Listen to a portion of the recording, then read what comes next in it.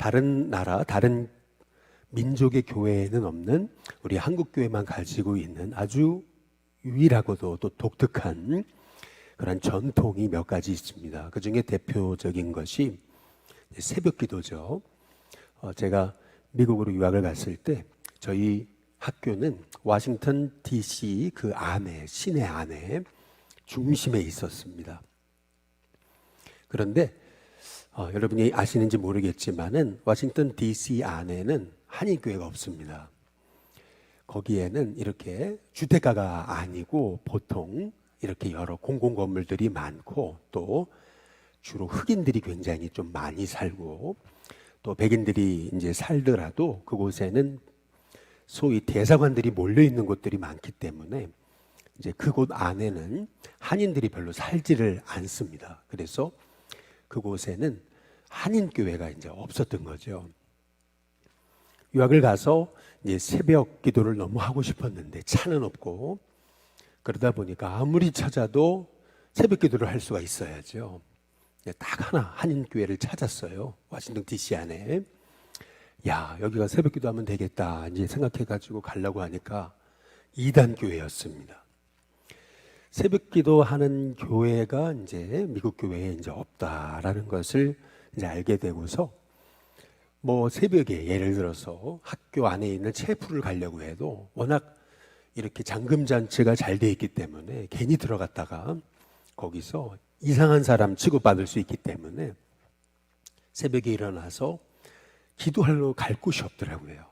그래서 그때 깨달은 게 있어요. 야, 이렇게 새벽 기도하는 것이 은혜고 축복이었구나. 기도를 하고 싶어도 갈 데가 없는 거.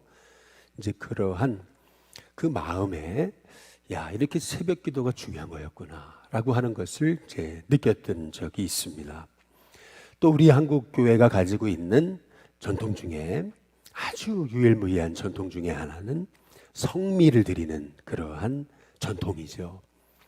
요즘 한국 교회, 이제 도시 교회들은 많이 성미를 잃어버렸지만은 제가 섬기던 춘천의 교회에는 아직도 성미가 있습니다. 뭐 주일 출석이 3,000명 정도 되는 교회이지만은 그럼에도 불구하고 성도들이 성미를 딱 떼가지고 하나님 앞에 드려요.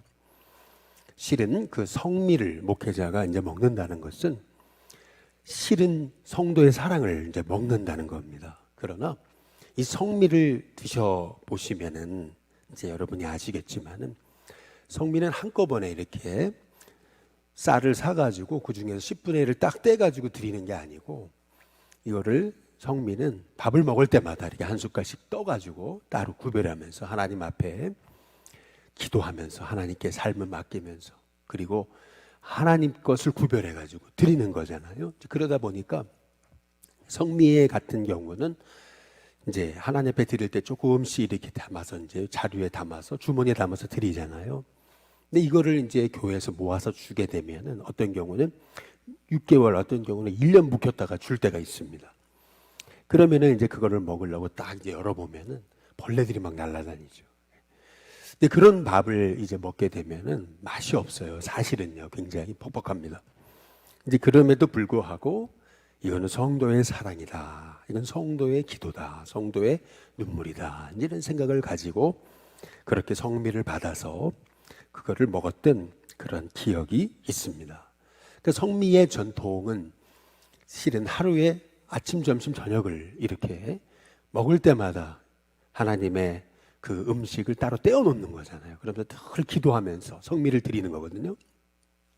그래서 이 성미를 드리는 이 전통은 실은 이것은 성도들이 삶의 순간순간마다 하나님 앞에 먹을 것을 두고 감사하고 기도하고 자기의 삶을 성별하고 물질을 하나님께 드리면서 그렇게 살아온 우리 한국교회의 아주 독특하고 또한 유일한 또 한국교회만 가지고 있는 그런 전통인 거죠. 이게 뭐 기복신앙이 아니고 이건 정말 한국교회가 가지고 있는 너무나 삶과 그리고 예배가 일치된 너무나 귀한 전통이었던 것을 이제 지금 이렇게 생각하면 할수록 느끼게 되는 거죠. 요즘에는 이 성미 전통이 거의 사라지는 그런 경향이 있습니다.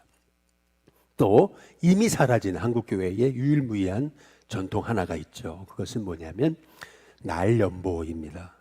삼연보. 그러니까 쉽게 말하면 이런 거죠. 옛날에는 하나님 앞에 예물 드리고 싶어도 드릴 것이 없어가지고, 가진 것이 없어가지고 드려야 되는데, 11조도 드려야 되는데 가진 것이 없어요. 수입이 없어요. 그러니까 하나님 앞에 드리긴 드려야겠고, 그래서 한국교회가 만들어낸 것은 하루에, 시간에 10분의 1을 성별해서 그 날을 하나님 앞에 드린 연보로, 그래서 날연보를 하나님 앞에 드렸던 거죠. 그래서 드릴 것은 없지만 내 삶을 드립니다. 그래가지고 하루에 예를 들면 1시간, 2시간 나가서 전도도 하고, 또 하나님 전에 와가지고 봉사도 하고, 또 기도도 하고, 성전도 쓸고 닦고, 이제 이래가지고 하나님 앞에 내가 물질은 드릴 것은 없어도 나를 드립니다. 시간을 드립니다. 삶을 드립니다. 해서 드렸던 그 날연보. 근데 이것이 한국교회만 가지고 있었던 아주 독특하고도 유일무이한 전통이었던 거죠. 실은 미국 교회에 갔을 때 미국의 총장과 교수들이 이 새벽기도 또 통성기도 이걸 배우고 싶다고 그렇게 해가지고 한 번은 제가 교수들 앞에서 뭐 영어도 그렇게 막 유창하지도 않은데 통성기도를 인도한 적이 있었습니다. 채플에서 통성기도는 이렇게 하는 것입니다. 그래가지고 통성기도를 인도하는데, 통성기도 할 때 기도하면서 우리가 하는 거 있잖아요. 주여라고 기도하는 거 있잖아요. 그래서 미국 사람들도 통성기도 할 때 통성기도 하면 주여 하는 줄 알고 주여 하면서 기도를 이제 하게 이제 시켰던, 그 이상하잖아요. 보세요. Lord 그러면 좀 이상하거든요. 그러니까 주여 이렇게 이제 기도하는 것이 그 미국 사람들이 이제 배웠던 이제 것이죠. 사실 우리 한국 교회가 이제 가지고 있었던 이런 전통들, 너무 아름다운 전통입니다. 마찬가지로 오늘 여기 말씀에도 하나님 앞에 드린 성물이 있거든요. 근데 이 성물은 일반인은 못 먹게 했습니다. 특별히 하나님께서 하나님 앞에 드린 성물을 제사장은 먹게 했거든요. 근데 그 이유는 뭐냐면 하나님을 위해서 봉사하는, 섬기고 일하는 사람, 하나님께서 그 제사장들 하나님께 드린 거니까 다 불러 태워버려라, 이제 이렇게 하신 게 아니고 제사장이 먹을 수 있도록 하나님이 음식을 또한 구별하여 먹을 수 있게 한 그러한 성물이 있었던 것을 이제 볼 수가 있는 거죠. 주님을 위해 봉사하고 수고하는 제사장들의 먹을 것을 하나님께서는 외면하지 않으셨다라고 하는 것을 볼 수가 있습니다. 그래서 그 성물은 제사장만 먹을 것이 아니고 그 자식들도 먹었습니다. 왜냐하면 하나님은 제사장의 가족도 제사장의 하는 일의 그 삶의 한 부분으로 보았기 때문에, 자식들은 뭐 제사를 드리는데 와가지고 성물을 바치는데 돕거나 그러진 않잖아요. 어린 자식들 뭐 어떻게 돕습니까? 그럼에도 불구하고 그 자식들도 그 성물을 먹게끔 하나님께서 하셨던 것을 볼 수가 있는 거죠. 그러나 자녀가 이제 예를 들어 딸이 출가를 했습니다. 이제 그렇다면은 그 출가한 딸에 대해서는 성물을 먹지 못하겠습니다. 아주 철저하게 하신 거죠. 예를 들어서 자식 이제 딸이 있었는데 장성했어요. 그래가지고 결혼해서 출가를 해요. 그러면은 이 제사장이 하고 있는 이 주님의 일과는 이제 상관이 없는 삶을 살고 있기 때문에 하나님께서는 출가한 딸에 관해서 성물을 먹지 못하게 이제 하셨던 것을 볼 수가 있는 거죠. 그러나 제사장이 주님의 일을 하기 위해서 어떤 사람을 이제 샀어요. 그러면 그 사람에 대해서, 그 사람이 이제 주님의 일을 돕잖아요. 그러면 그 사람은 성물을 먹을 수 있게 이제 하신 거죠. 그러니까 철저하게 주님을 위해서 사는 이 제사장, 주님의 일을 봉사하는 하나님의 종에 대해서, 그 가족에 대해서 하나님이 먹을 것을 채우셨을 뿐만 아니라 주님의 일과는 관계없는, 설사 제사장의 딸이라 할지라도 출가한 딸에 대해서는 성물을 먹지 못하게 하셨던 그런 하나님의 규례를 오늘 말씀을 통해서 볼 수가 있습니다. 하나님이 하나님의 일을 하는 사람을 하나님 먹이시고 돌보시는 것을 알 수 있을 뿐만 아니라 또한 하나님의 성물을 그런 목적 이외의 것으로 쓰지 못하도록 하나님께서 철저하게 구별하셨다는 것. 하나님께 드려진 바 된 것은 그 목적에 맞게 철저하게 쓰기를 원하셨던 그런 하나님의 마음을 볼 수가 있는 거죠.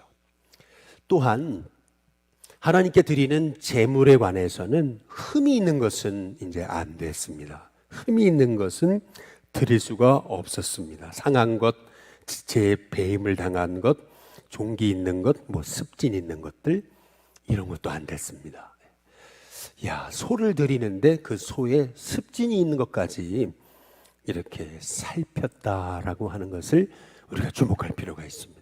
얼마나 하나님께 드리는 것은 흠이 없는 것이어야 되는 것임을.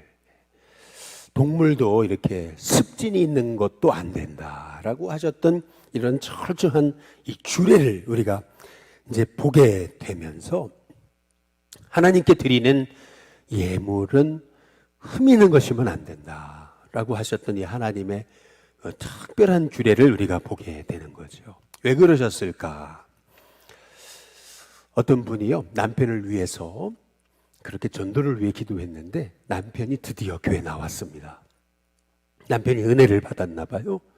어느 날 예배가 끝나고 나서 집에 가는데 남편이 아내한테 그러더래요. 우리 집에 있는 그 소 한 마리를 하나님께 바치겠다. 이렇게 된 겁니다.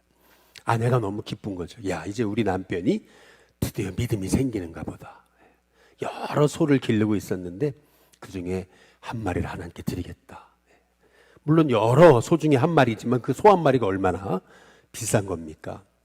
아내는 그 소 한 마리가 아까운 게 아니고 그 한 마리를 드리겠다고 했던 남편의 마음을 너무나 기뻐 여기면서 야, 드디어 우리 남편이 믿음이 생기는구나.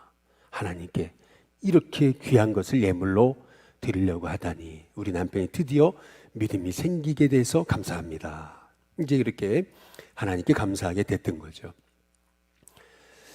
그런데 어느 날 이 집에서 길르던 소 한 마리가 죽었습니다. 시름시름 앓더니 죽었습니다.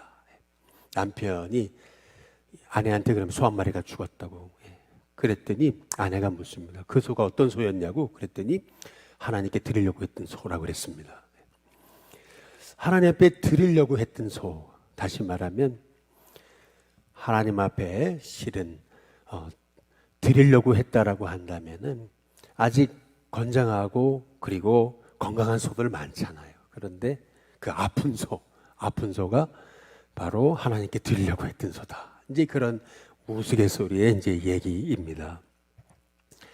우리도 그렇잖아요. 하나님 앞에 드리는 것은 최고의 것을 드리려고 하는 그 마음이 우리에게 이제 필요하다라고 하는 거죠.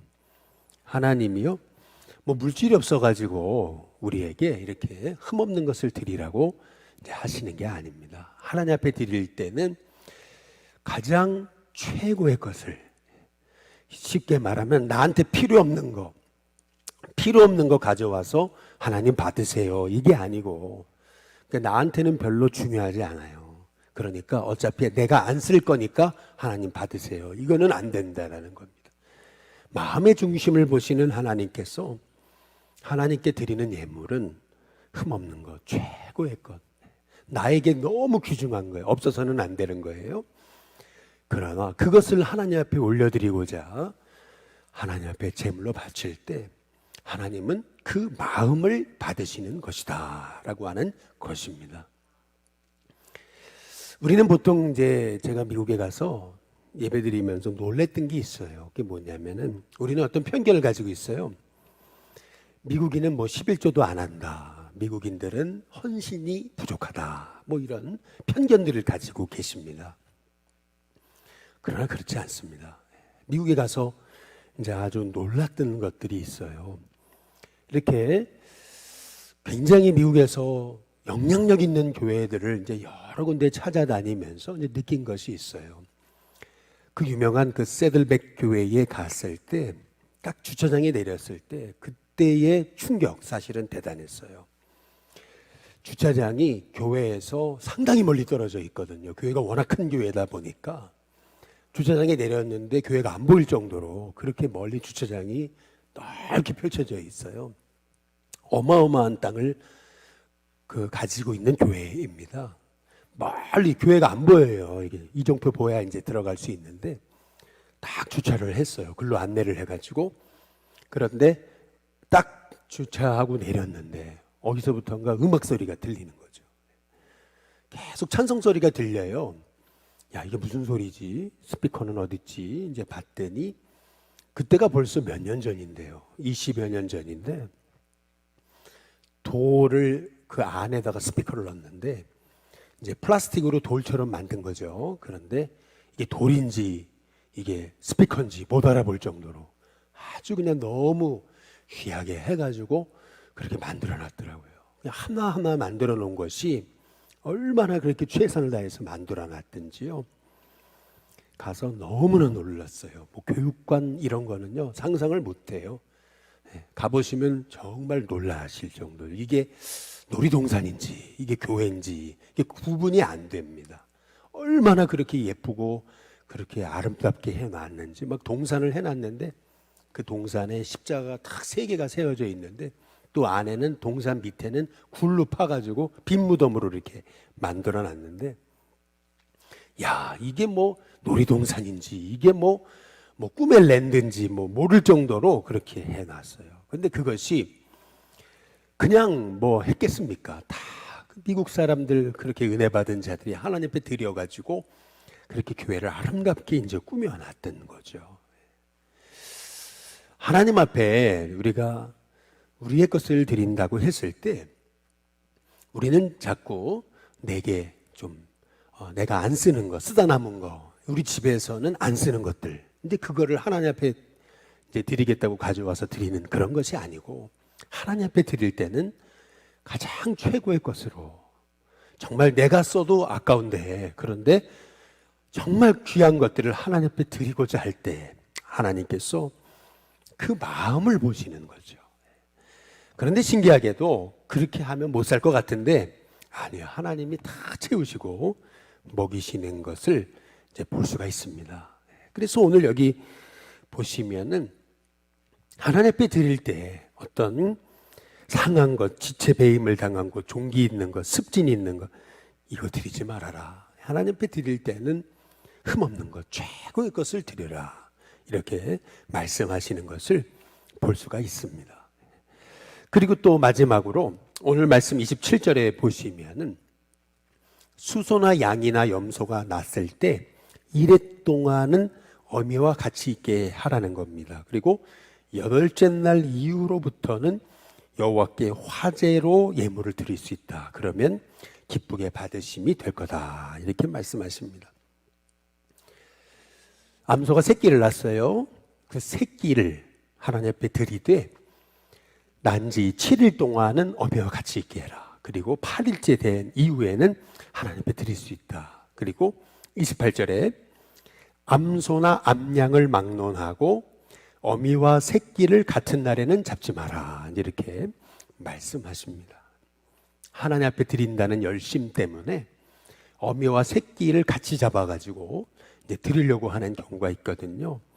그런데 하나님은 어미와 새끼는 같은 날에 잡지 마라. 이렇게 말씀하십니다. 근데 이 말씀의 의미가 무엇이겠습니까?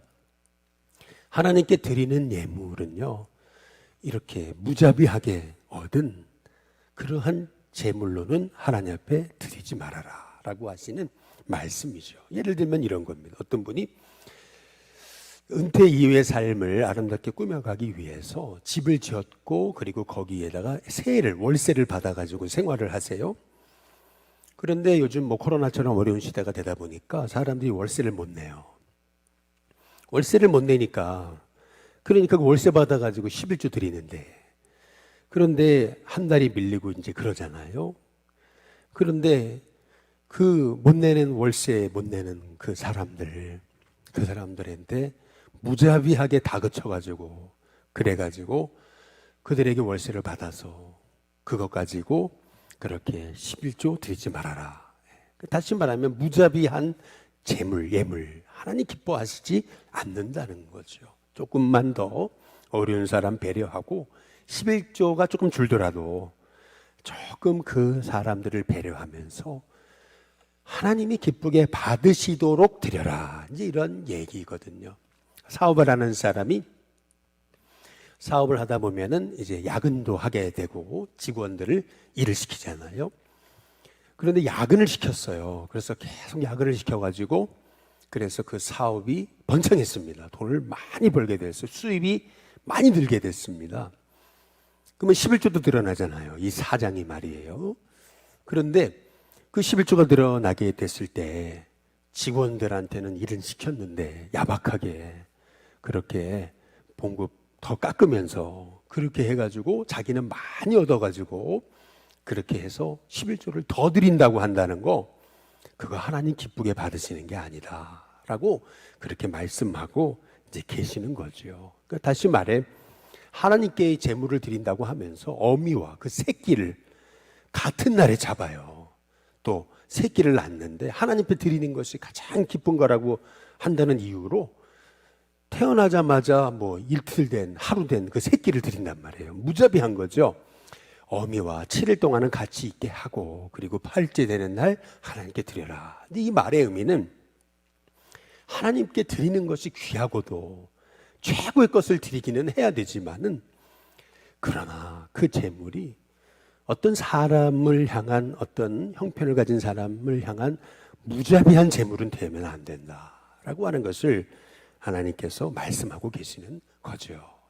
그러니까 하나님이 하나님께 예물을 드리되 하나님이 뭐 예물이 없어가지고 흠없는 것, 최고의 것, 가장 첫 번째 것 드리라고 하는 것이냐? 그거 아니라는 겁니다. 하나님은 우리가 하나님께 예물을 드리는 자의 합당한 삶을 살아가기를 원하셨던 것을 볼 수가 있는 거죠.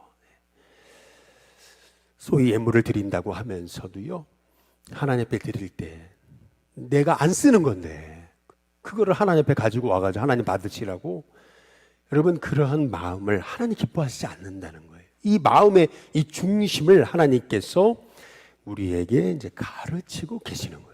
근데 참 놀라운 건 그거더라고요. 하나님 앞에 정말 최고의 것을 드리려고 그렇게 최선을 다해서 믿음으로 살아가고 늘 하나님 중심으로 하나님 기뻐하시는 대로 살기를 원하는 하나님의 사람을요, 하나님 다 기억하시고 하나님 책임지시더라고요.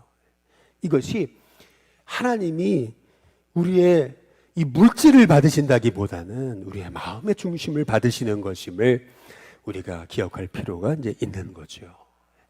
29절에 보시면 이제 마지막으로 여호와께 감사의 제물을 드리려거든 너희가 기쁘게 받으심이 되도록 드려라, 이렇게 말씀하시는데, 그 제물, 감사의 제물은 그날에 먹어라, 이튿날까지는 두지 말아라, 이렇게 말씀하십니다. 감사의 제물, 다시 말해 화목제죠. 그날 하나님 앞에 드리고 먹고 그리고 이튿날은 두지 마라. 이 말씀의 의미가 뭐겠습니까? 결국에는 여러분 감사는 매일의 감사가 되어야 된다라고 하는 것을 우리가 이제 볼 수가 있는 거죠. 오늘 33절에 보시면은 이 말씀을 주시는 하나님 이렇게 말씀합니다. 너희의 하나님이 되려고 너희를 애굽 땅에서 인도하여 내는 자니 나는 여호와다. 애굽 땅에서 인도하여 낸 그 하나님의 은혜를 생각하면은요, 이 규례, 하나님이 주신 법도를 지켜나가는 거요, 여러분 이거는 의무가 아니고 축복입니다. 내가 하나님께 은혜 받은 걸 생각하면은요, 내가 하나님께 드리는 11조의 예물, 내가 하나님께 성별하는 주일 성수, 그리고 내가 하나님께 매일 아침을 드리는 새벽 예배, 내가 하나님께 드리는 성미, 내가 하나님께 드리는 날연보, 여러분 이게 얼마나 귀한 겁니까? 하나님께 이렇게 은혜 받아서 나를 영원히 노예로, 종으로 살 수밖에 없었던 나를 죄의 노예로 살 수밖에 없는 우리를 구원하셔서 하나님 백성이 되게 하신 거 생각하면은 이 모든 규례를 지켜나가는 것은 기쁨이고 축복이라는 거죠. 이 모든 이 레위기의 규례는 이런 출애굽해 주신 하나님의 은혜에 대한 감사에 있는 것입니다. 저와 여러분이 이렇게 내가 구원받은 게 너무 감사해서 하나님, 이 몸 하나님 앞에 드립니다. 근데 그 고백을 가지고 하나님이 기뻐하시는 그러한 그 예물, 하나님 기뻐하시는 제사, 하나님 기뻐하시는 삶을 살아가는 저와 여러분이 될 수 있게 되기를 주님의 이름으로 축복합니다. 오늘 시간 찬송가 436장 우리 함께 찬양 부르겠습니다.